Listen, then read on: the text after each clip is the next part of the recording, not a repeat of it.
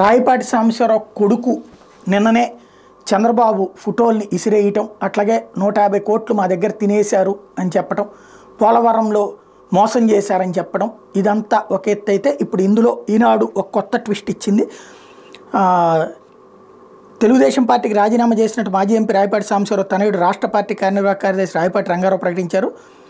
ఇది ఎక్కడో వేసుకొచ్చింది, అక్కడ 12వ పేజీలో చిన్న మొక్క.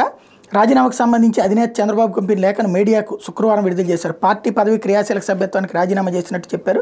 గుంటూరులో శుక్రవారం రాత్రి విలేకరుల సమావేశంలో రంగారావు మాట్లాడారు. వైకాపా నుంచి ఆహ్వానం ఉంది. ఆ పార్టీ ఎంపీలు అయోధ్య రామిరెడ్డి, విజయసాయిరెడ్డిలు టచ్లో ఉన్నారు.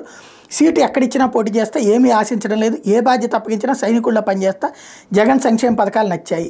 ఇంతవరకు బాగానే ఉంది కదా. అసలు ట్విస్ట్ ఇక్కడ చూడండి.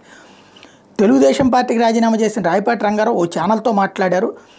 నాన్న రాయపాటి సాంబశివరావు ఎంపీలు అయోధ్య రామిరెడ్డి, విజయసాయిరెడ్డిలతో మాట్లాడారు.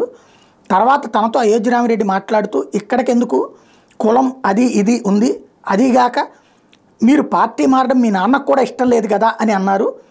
మర్రి రాజశేఖర్ని కలిసా, ఆయన జనసేనకు పొమ్మన్నారు. జనసేనకి వెళ్ళేకాడికి మీ దగ్గరికి ఎందుకు వస్తాను, అక్కడికి వెళ్ళను, నా వ్యాపారం నేను చేసుకుంటానని బదులిచ్చా. వైకాపా వాళ్ళు పిలిచి చేరమంటే ఆ పార్టీలో చేరతానని రంగారావు పేర్కొన్నారు. ఒకే వార్తలో ఒకదానికొకటి ఆనిచ్చి రాసుకురావడం.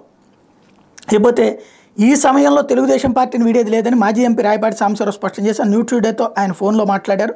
తాను తెలుగుదేశం పార్టీలను కొనసాగుతానన్నారు. వైకాపాలో చైర్మన్ రంగారావు అడిగారని నేను మారనని చెప్పానన్నారు. ఈ వయసులో పార్టీ మారాల్సిన అవసరం లేదన్నారు. ఇది ట్విస్ట్.